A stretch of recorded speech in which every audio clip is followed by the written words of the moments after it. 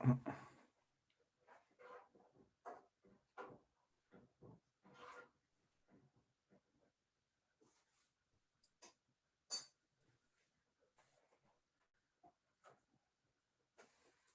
right, we're slowly getting everybody in.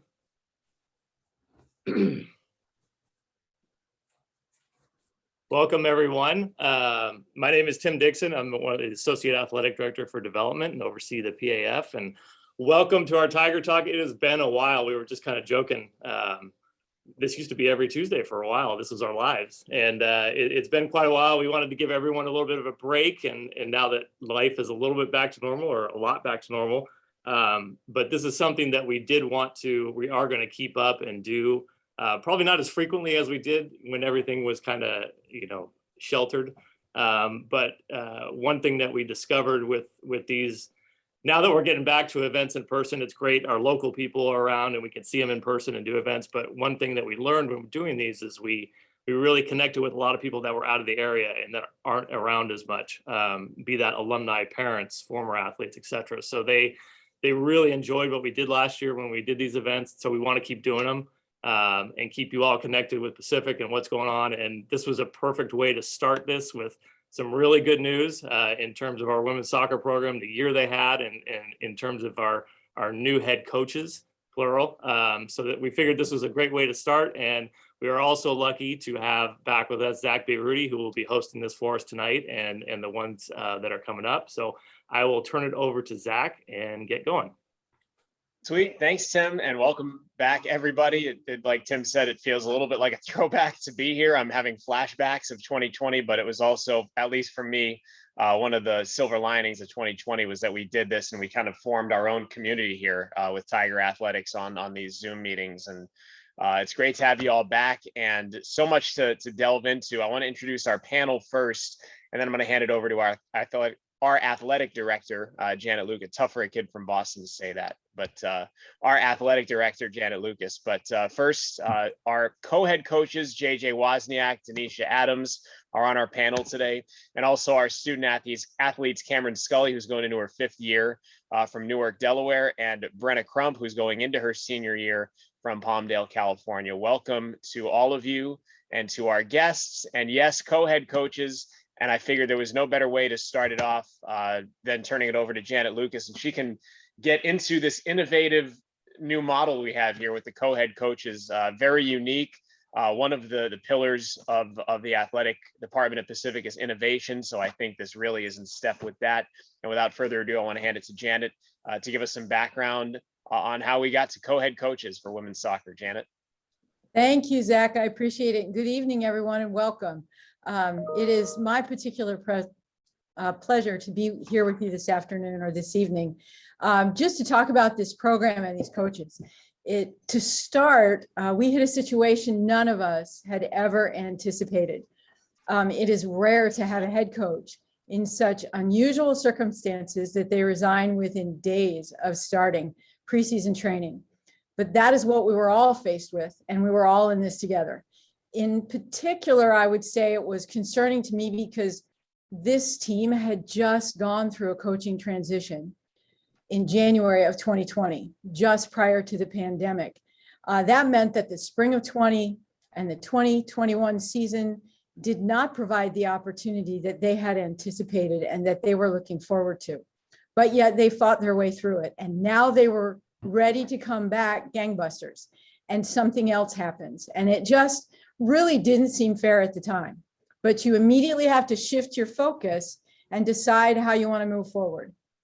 In this case, it was really important to me to focus on the smoothest transition possible for this group of student athletes. They'd earned it.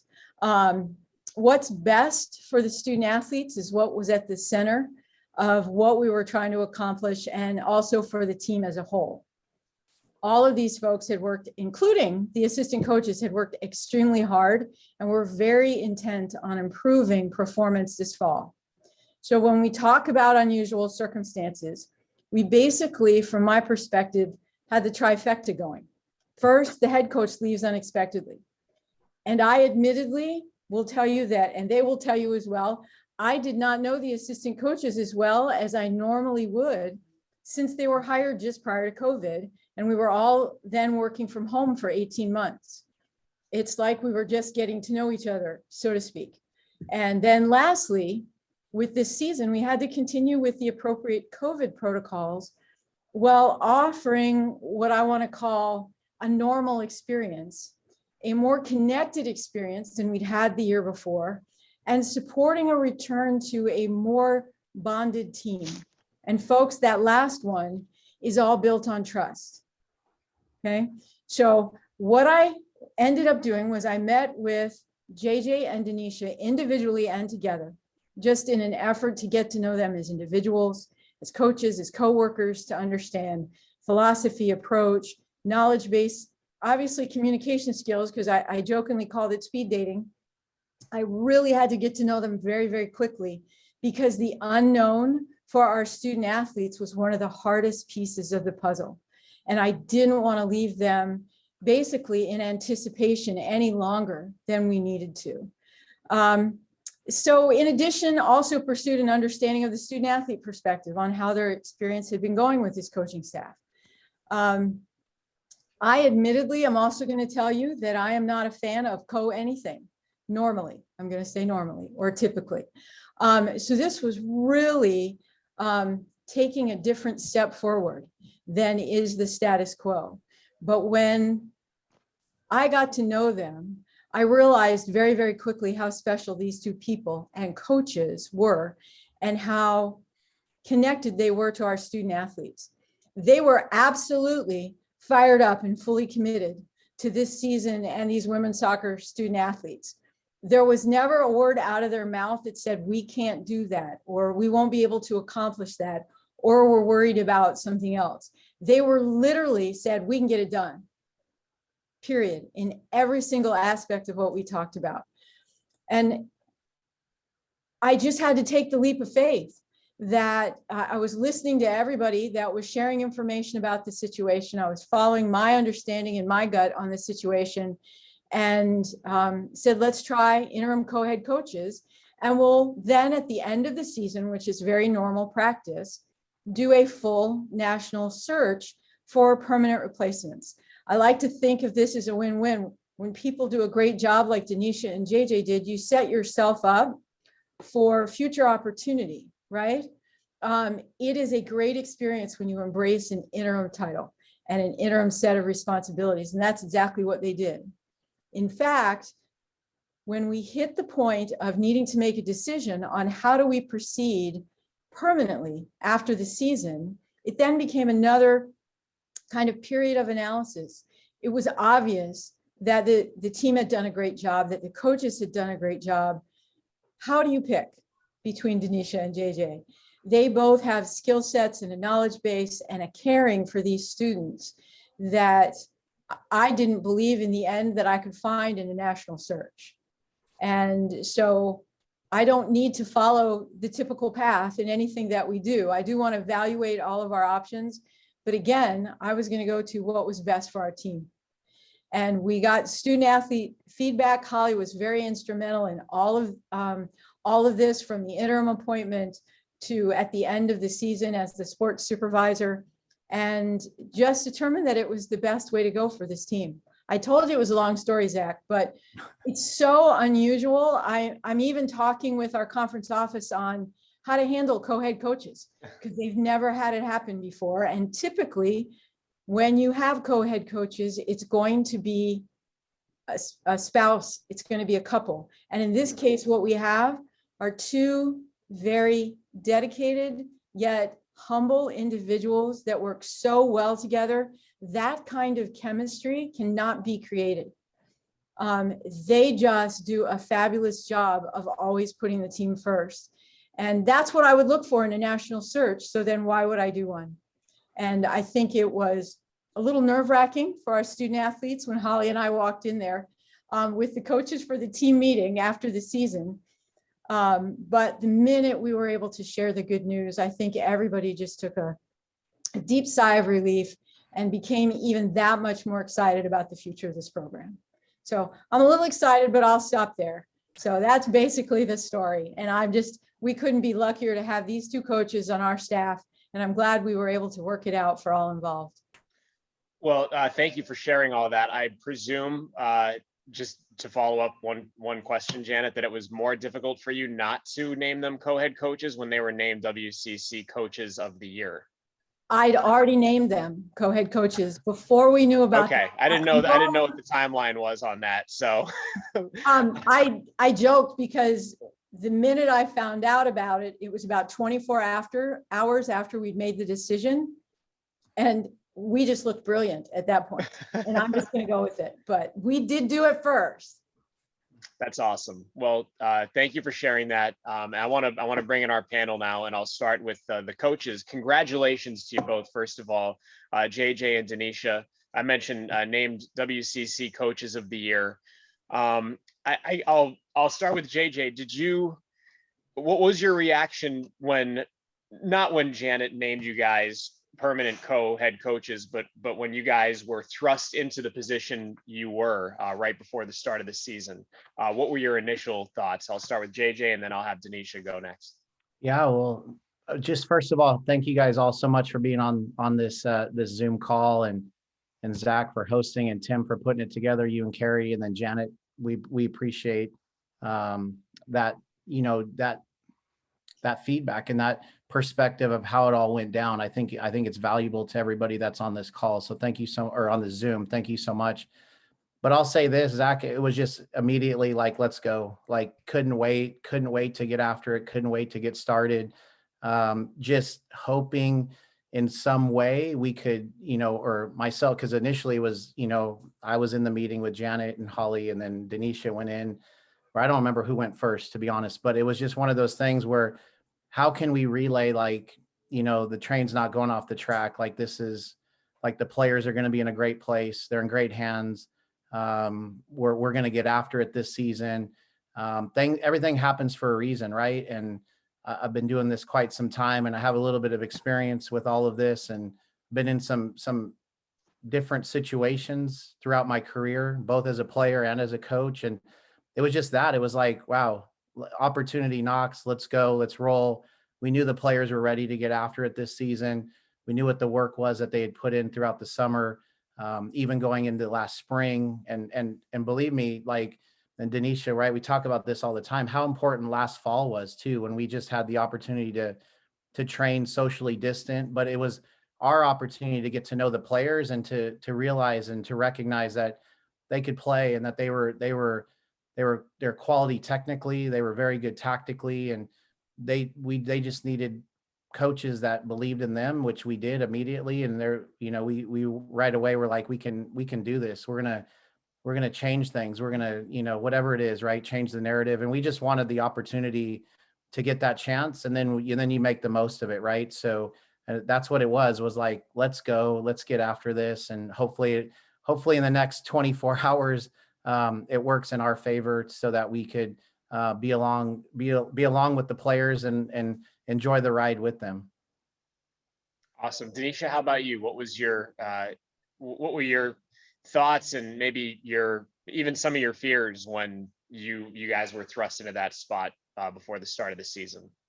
Honestly, Zack, I didn't really have many fears. I mean, I think I've known JJ for a while, and we have mutual coaching friends, and I just felt like I knew how passionate he was about his work and what he's good at, and dedicated to the job and the players. And so for myself, I just knew that it was going to be something that was different. I knew this group had just gone through it a year and a half, and I knew there could be a little bit of some questions, but at the same time, as JJ and I spoke more and more about it, we just kind of knew, as he mentioned, the train wasn't going to go off the tracks, and we were already going in the right direction. And we believed in this group and knew that they brought something that we just needed to tap into. And once we tapped into that, we were able to get what we got this year, which was a fantastic season and one of the best in 12 years. And we knew that from the beginning. It's crazy because we found out, then we both had to go recruiting and go, because we already had a recruiting trip planned. So just being able to travel and talk about it, and how excited we were to be able to know that when we got back from our trip in 2 days, we were going to start preseason. And we knew this group put in all the work, just over the summer, keeping in communication with them. And we just knew they were ready as well, because they weren't satisfied with what the spring gave them and what, how it kind of planned out. And COVID didn't help, but I still think they knew they had more work they could put in. And I mean, literally they all did it over the summer, and we were ready to go when the time came. And for us, it was just an exciting moment for both of us. And we knew that we had an opportunity to do something special. And we hope that in the end, what happened would have happened. And that was us being able to be here long-term and continue to guide this program in the right place. I didn't mean to bury the lead, by the way. You guys did go 10-6-3. I wanted to put the record right up top, but 10-6-3. And like you said, Danesha, the best season that the program's had in 12 years. I could see that you guys work well together, just in watching you in the short time we've been on here, but was there, as far as coaching goes, was there immediate synergy between you both? And Danesha, you can go first. Yeah, no, I mean, it's one of those things where there's a bigger picture as to why we do what we do. This game gave both of us so much, and over our time, I mean, for me, I don't know if I'd be where I'm at today if it wasn't for this game, and I think to be able to give back and do what we do on a daily basis. I mean, we have some on this Zoom that want to try and take the path that I took, which is play and then go play at the next level. So to be able to do that and to do it with someone else who also has played at the highest level, and JJ, I think the two of us together, I think automatically it just fit and it went well. And I mean, we knew that it was for the greater good. There's no egos. I mean, obviously everyone has a little bit of an ego, but I think for both of us, we were able to put it aside and know that at the end of the day, what we bring for this group is special. And I think that we could take that somewhere, and I think we did. And there's still more to come, and we're super excited to make that happen. JJ, can you speak to that a little bit about just the synergy between you and Danesha as coaches? Yeah, I mean, well, I like that word, right? Synergy. I think it's, we have that, but then we also like, it's so cool because we have that with the players as well, right? And we knew that was the bigger piece. Like Danesha said, like we got to know each other pretty well in the year and a half, or I guess it was a year, right? Almost a year and a half, right? Of being in the COVID time, and we got hired on as assistants, but she's got a ton of experience, both playing and coaching, and myself as well. And, and we spent a lot of time talking and, having a lot of conversations about coaching. And so the synergy was already there. The connection was already there, right? We don't always see perfectly eye to eye, but that's okay, because that's the beauty of the game of soccer, right? Like at the end of the day, it's always evolving. There's you can, the soccer people on the call know you can run patterns and you can do a lot of different things, but you're not calling out plays. You're not doing any of that stuff. The game's free flowing, right? So every game's different. Every training session's different. But the cool thing is that we have such a mutual respect for each other that, if I have a thought or perspective, we have a conversation about it, right? If Danesha has a thought or perspective, we have a conversation about it. And generally it's all because of the experiences that we've been through. And at the end of the day, I think that's what wins out in the end is just the mutual respect, and the fact that at the end of the day, we want to do what's best for the players, right? We don't always get it right. We know that. And at the end of the day, we just want the players to know that whatever we decide or whatever gets laid out, we're 1,000% behind it. And I think that confidence and that belief builds and leads into that trust, but there's the trust between both of us. So the synergy, we just knew right away. And it's been awesome so far. All right, I'm going to start with Danesha, and then JJ can follow up, and then we're going to talk with our student athletes. But the question, Danesha, and you can start.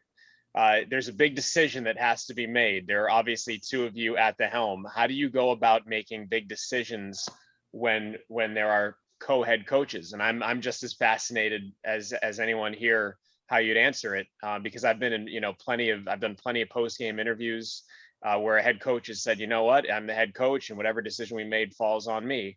And now there are two of you. So if there's a big decision to be made, how does that work? I mean, as he mentioned, we had one this year and a few this year, to be honest. And we just sit down, and whether it's in the lobby or whether it's sitting in the vans, and we just talk and try to figure it out. Because I think at the end of the day, there's never necessarily a right and a wrong, right? I mean, he's going to have his reasons as to why he feels the way he feels, and I'm going to have mine. And I think at the end of the day, we kind of outweigh the pros and the cons in the situation, and we figure out which one's going to best benefit us moving forward in the long run, but also at that present moment. And again, to be fair, this year we probably had one or two of those where it was really like, okay, we got to sit in this room and until we're not leaving until we kind of sort it out. But in the end, I think like we both have, like I said, the program's best interests. And so I think we have to look long-term, I think, in moments, but we also have to try to figure out, are those long-term things that we're making decisions on, is it going to affect us now? And in the end, it might, but we both kind of, we both trust one another's opinion. And again, like I said, it didn't happen often, because at the same time too, we have a group of ladies here that made that job easy for us. It wasn't about us at moments. There was moments where it was just simply they did the work that they needed to do to make the decision easy for us. And so, yeah, I mean, we didn't have too many of those, but I just think we have to communicate, which I think is something that we do well together, but also with this group, is just open communication always, and making sure that I'm respecting what he says and he's respecting what I say. And then in the end, we kind of we'll sort it out. But like I said, it hasn't happened often. So we haven't had to really, and I think eventually we're going to hire and we're going to get another assistant, and we'll get someone who will come in. And I mean, is it going to be 2 versus 1? Maybe, maybe not. I don't think so. I think it'll just be conversations and we'll make it happen. JJ, any follow-up to that? Yeah, I think it's the atmosphere that we've created, Zach. I mean, and I think the players all know this, right? Like they've come so far so fast that I think they're also able to adjust as well. Like when we're playing or even in sessions, I think they know what the minimum standard is now. And, we're always trying to raise the bar, but at the end of the day, it's the atmosphere. Again, we'll talk about that. I mean, look, we get that question a lot. I mean, you guys could only imagine, right? Like whether it's recruiting trips or just other coaches, or now we got coaches calling us. Janet, you mentioned the WCC. I mean, look, we got coaches calling us right now and like picking our brains and like wanting to know how all this works. And, at the end of the day, I think the other piece is just that we own it at the end. Look, like whatever we decide, we're ultimately, the perspective isn't about me or Danesha. It's about what we feel is going to be the best situation for these players and for our team and for our program. And we own it. If it's something that maybe I would have liked to seen, I'll say it, at the end of the day, like if it doesn't work, then I'll say, hey, look, that was on me. Right. But Danesha always sees, there's always pros and cons, right? There's always pluses and minuses, and it's the same the other way. And I think as long as you can own things too, I think that's massive. And for the players and, on our team and on our program, that's also great life lessons. I mean, ultimately we're trying to do more than just the soccer piece, right? I mean, at the end of the day, we were the same, right? Once we had coaches that we played for, and you're learning and you're being taught more than just the game, right? You're being taught and you're going to learn about life. And that's for the players too. We ask them to hold themselves accountable, and, and that's when, even when they're done and they've hung up the boots and they're not playing anymore, or they're just playing with friends or family and they're just having some fun. But, when they get into life, they got to hold themselves accountable. And I think that's what Danesha and I do really well as well. We just, whatever we decide, whatever we think was the best decision, we're going to stick to it. And then believe me, once you have that, I also feel like then the players are all just buying into it. That's really insightful. Great answers, and congratulations to you both. And we'll definitely circle back. And by the way, if anybody has any questions, we're going to do a Q&A the last 10, 15 minutes. You can send them to Carrie, and then she'll funnel them to me. So if you want to do that, in about 20 minutes, we'll get to some Q&A. Now, I want to introduce our student athletes. Cameron Scully, who's going into her 5th year. She's from Newark, Delaware, and also Brenna Crump going into her senior year from Palmdale. And I'll start with Cameron. Since you're going into your 5th year, you get to go first. How are you? Good. How are you? Very well, thank you. Honorable mention, all conference this year, led the team in minutes played all 4 of your past seasons, and you're a 3-year team captain. Can you I guess first describe what it was like to have the situation this year with the co-head coaches. And we'll get to how it evolved, but first and foremost, just what it was like at the very start of the season when that came about. Yeah, I think honestly, well, first of all, it was just like completely unexpected. I don't think any of us we walked into that meeting that day, like that was the last thing I was expecting to hear. But I think like just with our team as a whole, I think like we stayed on track. Like we knew our goals, like especially coming off the COVID season last spring, like it was so fresh. We knew like over summer, like what we wanted to work for. So I think coming in the fall, like getting that news, we all still had like the same idea in mind, like, okay, well, we're still like going to make a difference in conference. So like, even with the coaching change, like I feel like we didn't really skip a beat. Like I honestly felt the same. Like we trusted where we were with JJ and Danesha, like we were confident with their leadership. So I think it all ended up well. It worked out. When did you know, you've been here for a while and the last few seasons have been tough, but when did you know this year was going to be different? At what point in the season did the bulb go off in your head? That's a good question. Honestly, I feel like just from the start, like just the energy like that the team had in the training sessions, when like the first day of like preseason, when we came in and like killed our fitness test, I think that was a huge indicator for us. Just like you could tell, like everyone was bought in at that point. So I think, and then when we started to get some wins under our belt in preseason, like I remember like after like a few of our games, we were like, wow, like we're really doing this. And then we just like, we're excited like to see where it could go. Awesome. Brenna, I'm going to jump to you now. How are you? I'm good. Going into your senior year from Palmdale, so the high desert, Southern California. And congratulations to you, the West Coast Conference Goalkeeper of the Year. And in addition to that, second team all conference. What does it feel like when I say that? I mean, those are two pretty cool honors for you. Yeah, I think when I hear those, I'm proud that our program is finally being recognized the way it should be as a whole, and to see all that our team is able to achieve at that, and we just want to keep it rolling. I'm glad that our program is being recognized overall. So. You led the conference, had 85 saves this season and 8 shutouts. When did you know that for you it was going to be a special year? I think after one of our first games, I believe it was after the UC Davis game, and we won in overtime.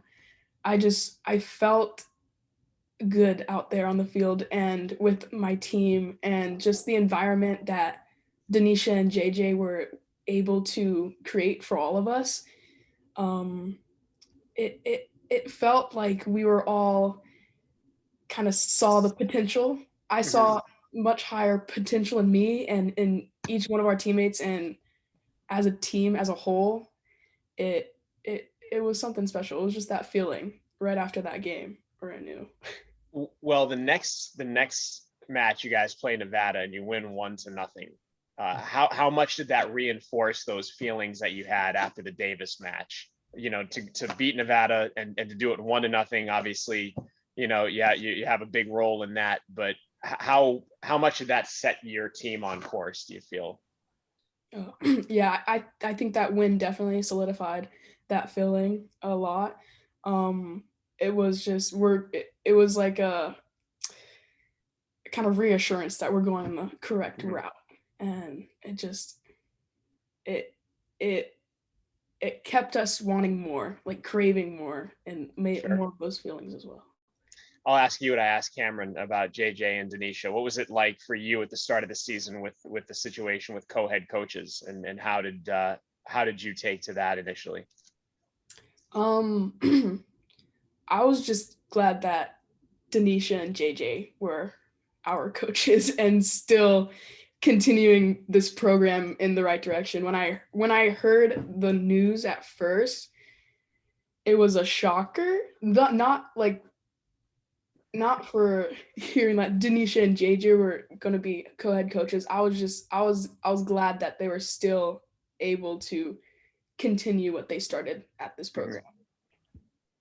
we'll get back to you guys as student athletes here in a moment, but I want to give JJ and Danesha a chance to brag on you both. I'll start with Danesha. I mentioned the awards for Brenna and for Cameron. Can you tell us a little bit about each of these ladies from your perspective? Yeah, I mean, they're both two great human beings. And I think that's what it starts. They're both two great people. I mean, Cameron's been here going on her 5th year. I mean, she just wants to win, competitive. And I think the ability to lead the way she can lead. And I mean, that's even progressed over the course of the last 8 to 9 months of how much and how more she realizes that she really wants it. And I think to be able to continue to push the group and to lead the group with our other couple captains and leadership group, but just individually, she's always trying to find ways to improve and make this team better, whether that's in the classroom, on the field, getting treatment. It doesn't matter what it is. Like, she's just a role model for our group. And I think that's the biggest piece that she's able to bring. I mean, she's played every minute pretty much of every game since she's been here. So it shows that she's done the work on and off the field every single day, whether that's eating, nutrition, recovery, over the summer, the breaks. One of our fittest players we have on our team. So she's a great person to have and to be around. And I think our team's able to feed off of what she brings. In terms of Brenna, another fantastic person, human being. I mean, I think she lights up the room, and I think everyone could agree with that. When she comes in, whether it's dancing, whether it's singing, it doesn't matter what it is, she just lights up the room. And to be around her work ethic and what she brings on and off the field it's just special. And I think just in general, we have a special group, but also just to see their growth. I mean, when we first got here, Brenna wasn't there. I mean, she took the COVID year. And so to see her determination when she came back was just special. And then now to be able to see what she's able to do with training and being here and being able to get goalkeeper of the year. I mean, it's just special. And I think it just shows where this program can continue to go as we move forward. Well said, JJ. Well, I think Danesha hit the nail on the head. Listen, they're really, well, everybody on the team's amazing, right? It's like we talk about it all the time, and that's not just because they're on this Zoom, believe me, but they are. And Cameron and Brenna that's who they are. They're amazing human beings, right? And they're just like, you don't even hear them when they're talking. They don't talk about themselves. And I think that's one thing that we've really we take a lot of, we take a lot of pride in the fact that, like, this is a team, right? Like, there's the individual accolades and the awards, and they're all so well deserving, but Brenna, winning goalkeeper of the year. I don't know if anybody can even comprehend that in our conference. That's like, our conference is recognized as one of the top 6 for sure conferences in the country. And to be honest with you, it could be the top one this year. Just look at where the Final Four is at, right? And to have the goalkeeper of the year in our program is unbelievable. But that goes back to all our dedication, hard work, but also all the goalkeepers, right? We have, 2 other fantastic goalkeepers. They push themselves, they push each other every day. They work hard. They all get along. But they all get after it, right? And they're all making each other better on the daily. And then Cameron, yeah, I think, at the end of the day, Danesha said that so well, right? She's a leader, and we have a lot of leaders on the team, right? But, she's earned that, but she's also, I think, through all the minutes she's played, she's seen so many things go on with this program and so many different ways and styles of play and, differences in games. And so we can always go to her and draw on all of her experiences. Cause there's other players, that have played close to the same amount of minutes, but for her, she's got a completely different perspective because she's been back there so long, for 4 years, right? That she's seen it all. Right. And so we're always looking to her for, advice and perspective and her thoughts and perspectives, just because, she's seen and done a lot. But they're just great. They're great people, and they're great. Ultimately you want to be successful in life. And I think that's what we have with our 32 players is, they're going to move on and do great things. JJ, you touched on Cameron's journey, and I want to go back to Cameron. Can you kind of take us through the odyssey of your time with Pacific Soccer? Like JJ said, you've seen a ton of minutes over the years, a 3-year team captain. You've seen a lot of lows, and now here you're seeing what over the last decade plus has been a high. Can you navigate for us your time through Pacific soccer when you've been here and kind of the arc of it? Yeah, geez, there's a lot that's gone on, I guess, Sure. in 3 years. I mean, it started out when I came in as a freshman, we had a really young team. Like, we started, majority of my class, I think we all were like starters. So that was like a big learning curve, I guess. Like, everyone like can kind of talk about college soccer, but then once you're like actually on the field, it's like the level of play is just completely different, like especially in the WCC, like as they said, like a top conference. So I think we learned a lot freshman year. There wasn't necessarily a lot of results to show that we, like in conference, we didn't do too well. But then I think coming back sophomore year, just like gaining more experience on the field, kind of figuring out like what it took. And then we went through a coaching change, so that was hard. But I think, I mean, ultimately put us in a much better spot. So I think that was huge for us, like a big confidence boost, kind of like with a change of perspective from our leadership. We were able to like, that's when we started to like fully understand that like we were capable of doing a lot of good things in the WCC. So I think that's kind of where we're at now. Like, we're finally figuring out that like they're just, there's nothing special like the other teams, like we can be just like them. What was the turning point for you, and for not for you, but for the team, but through your eyes this season? Like, at what point did everything you feel start to click? I would say, I think there were a few. I think Brenna pointed out the overtime win against UC Davis, but also I think in conference, our overtime win against LMU was just huge for us because, first of all, like a win in conference, like that's not easy. So I think that was a big confidence boost for, like, especially that was on the road too. So that was, I'd say that was a significant point. But also, this is later in the season, but when we beat Gonzaga at home, I think that was like big time too, because Gonzaga's like, they're a pretty like reputable program. So to get a win against them was special. Awesome. By the way, how did you get to Pacific from Newark, Delaware? It's a long way. Yeah, it's kind of a long story. We're Basically, here for it. our old coach, she was from the East Coast, so she had a connection with my high school coach. So just kind of random, they were talking, and then ended up out here for a visit. And what's like when you visited, was it the campus that you jived with? Was it the town? Like what sold you on Pacific? Probably just the fact that it was in California. Well, that might sound bad, but the campus too. The campus has like an East Coast vibe, so it kind of feels like home. Awesome. Brent, I want to ask you the same thing about winding up at Pacific. I know you're not from, so far away, just from Palmdale, but how did you wind up at Pacific, and what's your experience been like?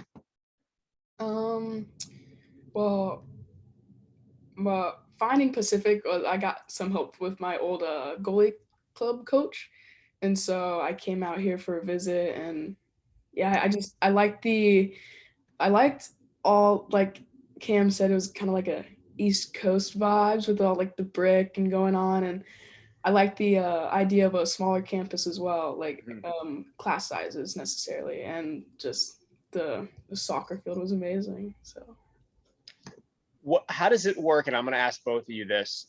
And I'll start with Brenna. How does it work when you're in a huddle, let's say, and you have the co-head coaches? We kind of got their perspective on how they sorted out between the two of them, but how does it work from the athlete perspective when you have two people in the huddle who are both in charge equally? How does that work? I think, well, from my perspective, they know how to play off each other very well. Like, when one gets very passionate about something, like they know how to compliment each other with whatever they say. And I don't know, there's not a better word I could think of, but it's just like they hype each other up. I don't like, it's just, yeah, they compliment each other very well. And so no, it's just whatever is going on in any given situation, and whatever huddle it is, whether it's JJ starting the conversation and Danesha piggybacking off of that, or Danesha starting and JJ piggybacking off of that, or if someone just has a really good word to say at first, and just that's all that needs to be said. So Cameron, is it as natural for you, like when you come off the field into a huddle? Is it basically how Brenna summed it up? Yeah, Brenda said it well. I think they do a really good job complimenting each other. And I never know who's gonna like come in, like sometimes they'll come in like really fired up. You're like, whoa, I didn't expect that. That's awesome. JJ and Danesha, I want to come back to you and ask, and I'll start with JJ this time. How do you build on this from here? You guys obviously had a great season and far exceeded people's expectations, especially considering the circumstances going in. But how do you take what happened this year and build off of it? Well, I think we're fortunate because we have a lot of players coming back, right? That have been a part of this process now, right? A part of all the positive things that are going on, and they're the ones that want it, right? We've given them freedom and the opportunity to be the ones in control of their own destiny, right? And at the end of the day, yeah, we guide them and we help them, and believe me, we coach, we get after it, and we're passionate about what we do, and we feel like we're organized and we have a plan for sure. But with so many players coming back, and then you integrate the new recruits that we have coming in for 2022, and it's just lining up to continue to just keep rolling at the highest level possible. I mean, at the end of the day, I mean, we have some thoughts, we're trying to work on some things scheduling wise. I mean, you can talk about the logistics, but at the end of the day, I think we want more for sure, but it's so cool when you're with a group of players that, as awesome as this season was, I truly think I think they're all shaking a lot of them are nodding their heads that they know that even in conference 2-5-2 coulda, shoulda, woulda been better, right? So when you have, strength in numbers, right? And at the end of the day, that's what's really cool. And that's how we continue to just keep rolling and keep moving forward. Like, I mean, we've said this, right? There's no ceiling to this group. So we'll keep tweaking things. We'll keep working on things on the field. We'll keep continuing to develop and get better even off the field. And we got a lot of thoughts and ideas, and it's so cool that we're in this situation now. But with the big group of players coming back, I mean, we have our sights set really high for next fall, but this spring season, Zack, is going to be massive for us. We've had some really good individual player meetings at the end of the season. There's a lot of opportunities for players to develop. We have juniors in the room that haven't even had a spring season yet, right? And that's really ultimately the time for development, both individually and as a group. So we're going to maximize that time this upcoming spring so that we're even ready to take the next steps in the fall. Awesome. Danesha? Yeah, I mean, I think it's going to be easy to do that because, like JJ said, they want it. And at the end of the day, this is about them. And I mean, we can stand there and continue to give guidance and give them the right tools to be successful. But as long as they want it and they continue to work for what they want, I think this, like he said, there's no ceiling to what this group can do. But I think also, as everyone always says that you have to continue to recruit. And I think the biggest piece for JJ and I now is continuing to recruit. And as we told everyone in this Zoom that's here, player-wise in their meeting, if we're continuing to recruit the same players at what we have, it's not going to make this group better, but it's also not going to make us get better as a whole, right? So we have to recruit better players so that it can raise the level of the group that we already have. And then they can lead the way as we continue to progress as the years go on.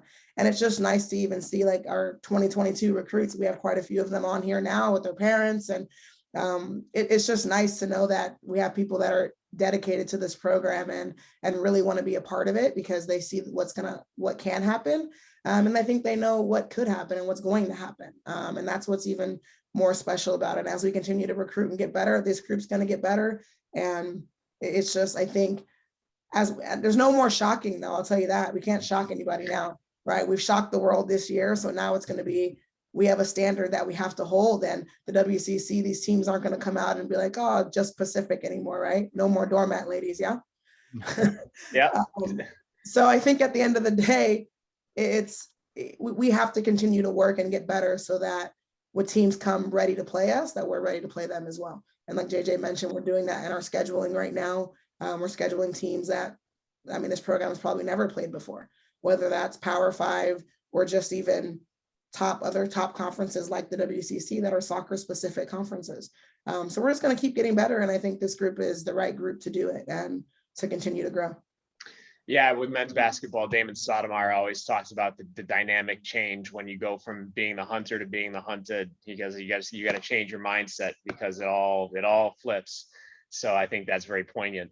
Danesha, you mentioned recruiting a couple weeks ago. You guys signed 4 players to letters of intent. Can you touch on that a little bit? Yeah, we did. And the cool part about it is all 4 of those minus 1 believed in what JJ and I were doing and committed to this program after the change. So to be able to have that and to know that they're confident in what we're doing and what we're trying to build here was exciting because they didn't have to, you know, I mean, it was a tricky situation and they believed in us and believed in this team to know that their results were going to hopefully make this happen. And the cool part about it is we're a very California heavy team. And we have 4 young ladies and we have another one coming in as well, which will be 5. And none of them are from California. So the cool part about that is we get to diversify what we're trying to do in our group.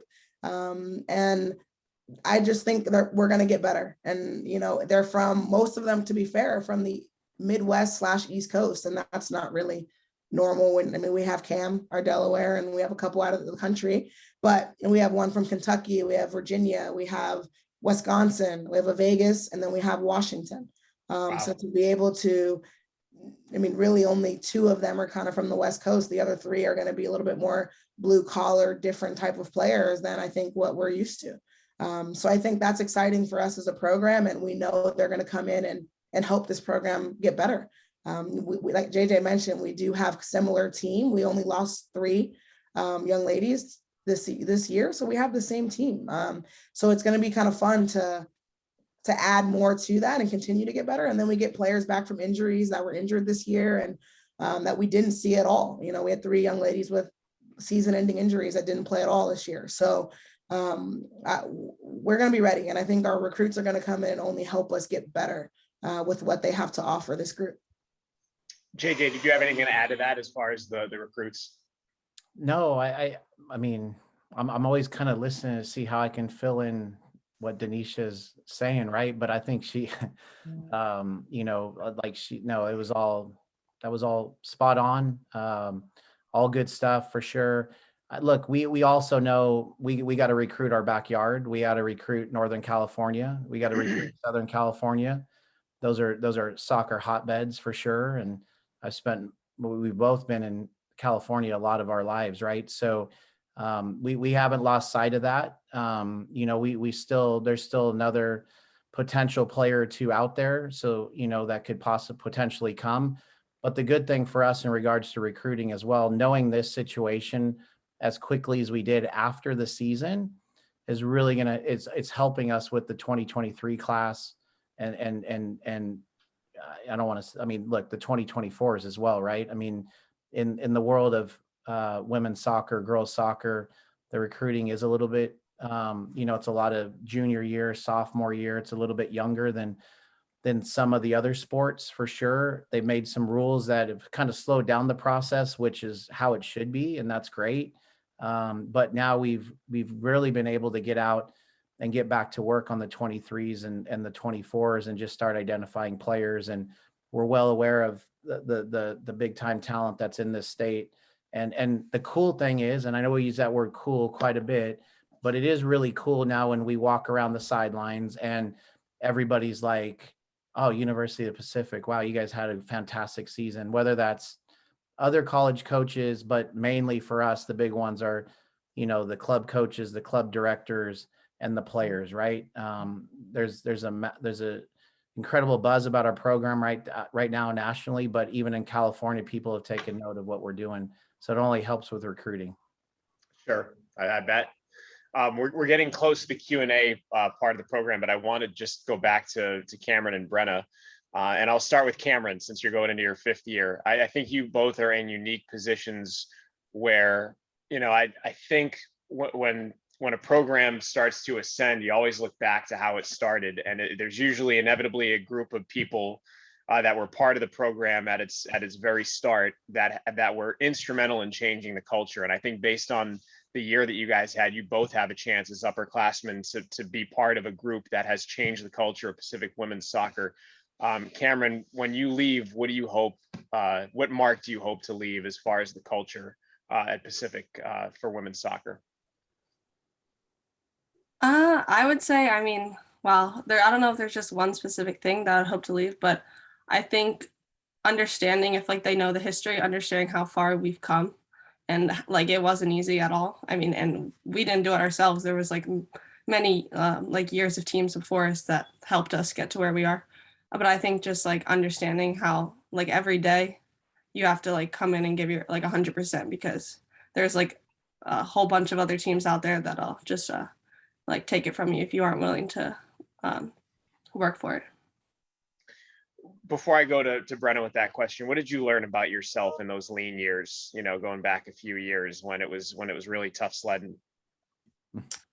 I think at first it was just kind of hard, like to realize, like I think as a freshman to realize that like we had like that was our opportunity to like change the program around. I think like I finally developed that, maybe like our class figured it out. Probably I guess end of sophomore, beginning of junior, like junior to senior year, we finally figured out like, all right, this is our chance now to turn it around. Awesome. Brenna, what about you? Like in 10 years when we might be on another Zoom probably, and you look back and Pacific is now, you know, among the elite in the WCC, and they look back and they say, well, you know, Brenna Crump was one hell of a goaltender for us, and she was the goalkeeper of the year, you know, that year where it all started. What do you hope people say about you as it pertains to Pacific women's soccer? I hope that they saw like improvement throughout every year, throughout everything that we were able to do, or everything that I was able to do, just growth. Mm-hmm. Yeah, just an upward trend, really. Sure. What do you hope to see? What traits do you hope to see from players in the program 10 years down the road? Like if you come back as an alum and you're watching a match, like what traits do you hope to see? I think that competitive spirit, you know, a little bit of ruthlessness, and that grind, always not necessarily like always striving for the best in this program, and no matter how a game is going in the beginning maybe, or just continue to grind it out, and just that competitive spirit. I like it. All right, Q&A time, and we're really going to put these coaches on the spot. I'm not going to tell you who I'm directing this to. You guys can figure it out. We're going to see this co-coaching thing in action. But one of the questions from the gallery: will there be any preseason games close to the East Coast next season?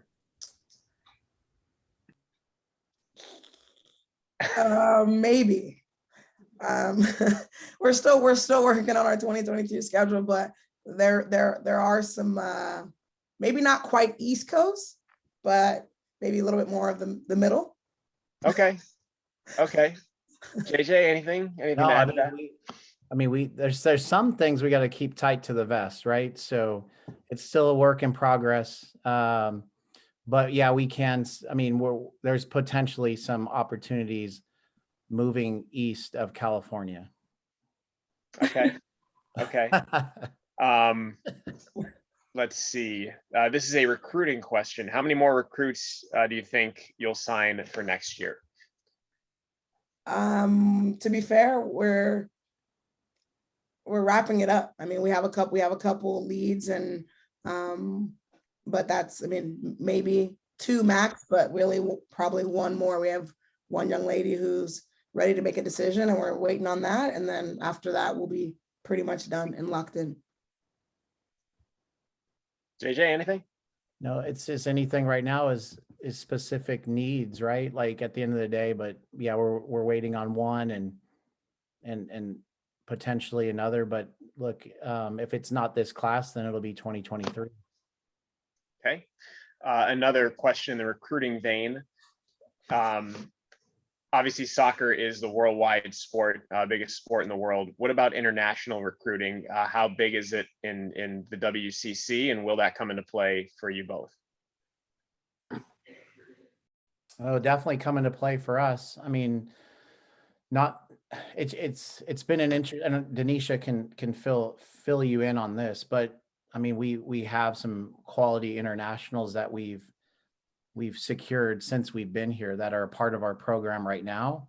But it's been challenging and interesting in a lot of ways because of COVID, right? So to solidify the ones that we have currently, because we've been involved with the 2020 class and then the 2021 class. So to secure those internationals that we have, I don't know if everybody really understands how challenging that truly was. And then for them to be as talented as they are as well, it's so great. But it was so hard in the same sense, right? So it hasn't been easy to recruit internationally in a lot of ways, but I know Danesha's got a few thoughts on that because she's, look, we got good contacts and everything, but Danesha's really worked hard on the international front for us. Yeah, I mean, I think in the near future there will be, but considering we have, I mean, just in our freshman class this year, we had 2. And then in our class, our 2020 class, we had 1. This program's history has been a lot of international players. And I think we will continue to add, but I definitely think that we have a lot of talent here, as JJ mentioned, in California, but also in other places where, every now and then it's nice to get a diamond in the rough from international. As an international player, but as JJ mentioned, it is a little bit difficult. Also, depending on where you're picking from, it's really, really far. I think Aniela can tell you that it's a long way for her to get home to New Zealand, and I mean also our other two from Finland and Iceland. So I just know it's a long way. So sometimes it's a little bit harder to get them to come all the way to California. Sure. This might be the last question, and we're going to do a quick fundraising appeal. But the last question, both for JJ and Danesha, can you identify one coaching trait in the other that you really admire and that has allowed you to become a better coach? I'll start with Danesha. Wow. Perfect.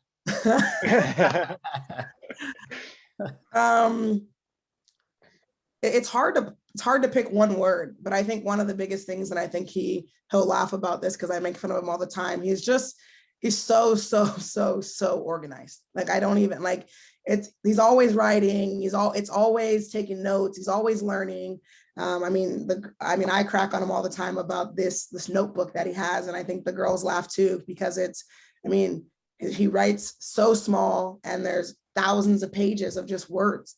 And it's like, JJ, I'm always like, JJ, what are you writing? Do I need to be writing the same thing? Like, I feel like, so I just think his organization and how there's always a thought behind what he's doing, and he writes it down so he doesn't forget. And I just think for me, that's something that I can grow and learn from, is to be a little bit more, to write down all the moments. I mean, I think he has every single training session that we did this season written down.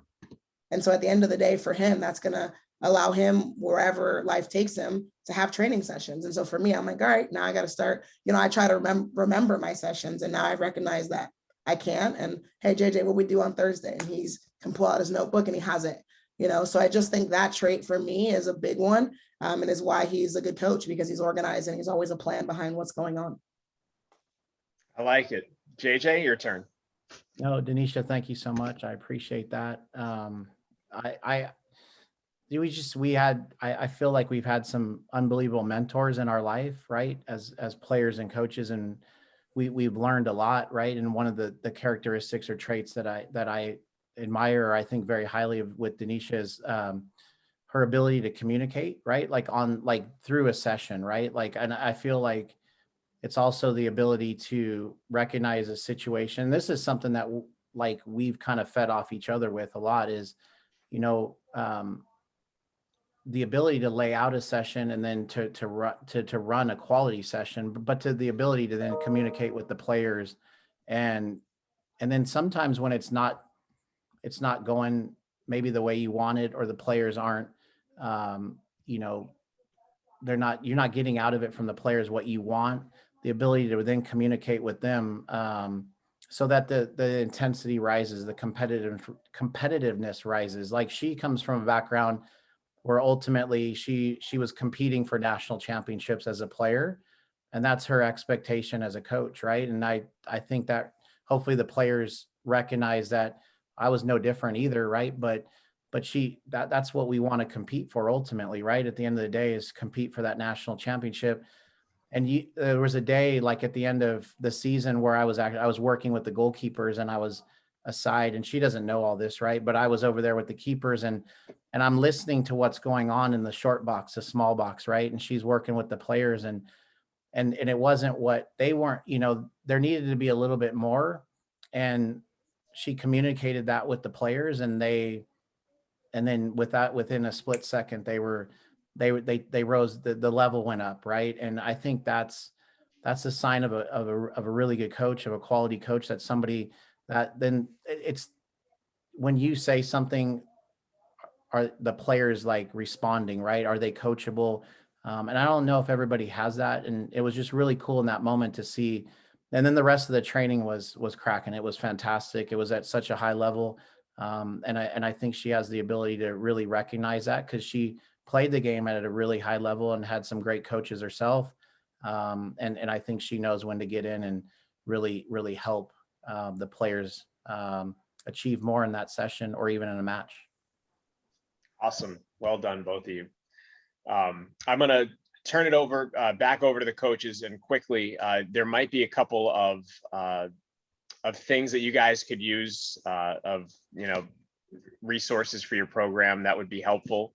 And either one of you could start, but go for it and throw it out there, and we'll do an appeal when you guys are finished. Yeah, I mean, there's a couple things. I mean, one of the big things that I think we've been able to really use, that has really taken our program to the next level, is our GPS and our heart rate, and to be able to track their loads, how much work they're putting in. We don't have enough of those, so being able to order more of those for our players, and also that there's other components to the GPS units, and that's, you know, an iPad to be able to track live while they're playing. And we have one, and then but that one we use for the heart rates, but then we also could use one for our live tagging as the game's going on. You know, luckily our athletic department really pitched in and got us this nice new camera that sits out on the field always 24/7. And so we're able to actually live tag during the game, so that when we get the video later, there's already things tagged that we can work on, or how we can show video. So we only having one iPad, we're not able to really do that right now. So that's one of the other things. And then there's another one, which would be our fueling station. We like to properly fuel our players after games, training, and before they're heading to class. We train in the morning. So one of the big things is we train, and some of them are sprinting to class. So we'd like to be able to provide a shake or a protein shake, you know, after training, so that now they don't have to rush to go figure out how to get food. So that's another one. JJ? No, the other one for sure is the locker room enhancements. Look, I mean, ultimately our end goal would definitely be new lockers for everybody, but at a much smaller scale, right? We want to improve the locker room setup, right? You know, whether that's, you know, bringing in new carpet, maybe painting the walls a little bit. We have a lot of thoughts and ideas how we want to just improve some of the decor in there. And there's some things that we have thought of that we want to try to really just, again, enhance the locker room, right? And some of that doesn't seem like it, but when you start adding it up, it does, you know, come to a decent amount. So those were kind of the three big things for us. I mean, there's a few other things, but those are some things that would really help us, you know, kind of get us going and taking the program to the next level. Because at the end of the day, our locker room is where our players really truly want to hang out the most. We actually are fortunate to have a really good size locker room, but we want to try to make it an even better place for them to hang out and to do their thing. And then Danesha, I might have missed it, but even with the iPad, I don't know if you mentioned recruiting as well. So the iPads also can then be used, in dual ways, right? We can take them on recruiting trips, and it'd just be nice because a lot of times we're always going to have 2 at the events, and so if we have 2 iPads, then we can use those for when we go to recruiting events, and be able to obviously be even more organized. Not my style, right? I like to pencil and notebook, as you guys all know, right? But no, but seriously, the iPads would go a long way, because then we could make sure stuff's just put into the system right away, and we can flag players and do all kinds of sorts of really cool things that are going on at those events, that those, like the scouting zones and some of the other companies do at those recruiting events. So the iPads would be used in more than just, definitely for the heart rates, but also then for in the live tracking from the Speedio, but then also could be used for recruiting. Cool. Well, I know there are folks here that have been so generous, especially over the last year plus, where we've been doing these Zoom chats. And then they will definitely want to help, and Tim's going to go over how they might be able to do that. Yeah, thanks, Zach. Fascinating discussion. It's really, really good. But as for those of you that have been on these before, we're going to try and get these coaches off on the right foot. And so Carrie's going to put in the chat here a link to a page where we're going to do a little online 48-hour fundraiser. We're going to try and raise $10,000 for those needs that they explained for the technology, nutrition, and locker room. And the neat part about it is we've got a couple donors that have helped us out, and we've got $5,000 in matching funds. So basically, as soon as we get to $5,000, that $5,000 will be matched to get to our goal, and then hopefully we'll go over and keep going. But again, the link is there. We'd appreciate any support. Feel free to share it as well. We're going to send out emails. We'll have it on social media, etc. And like I said, congratulations to these coaches, and we want to get them off on the right foot, and which they already have, and keep them going. And this will help out a lot. Yeah, if you go to the chat, which if you just hover over the window with all our faces, and you'll see the chat, just click on that, and Carrie has sent out the Scale Funder link. So be sure to click on that and help a very worthy team. You have all been awesome. JJ and Danesha, congratulations to you both. It's been phenomenal getting to know you on here. Cameron and Brenna, congratulations on a great season, and congratulations on your individual honors and what you've done for the program. And Tim, do we know when we're going to be here next? Have we set a date? We do not yet. Okay. More to Well, come. there's more to come. So just look out for the email for our next Tiger Talk. But it's been great getting back on here. And again, women's soccer, bravo! Congratulations to you all. And go Tigers. We'll see you next time. Thank you all for coming. Thank you, everybody. Thank you so much.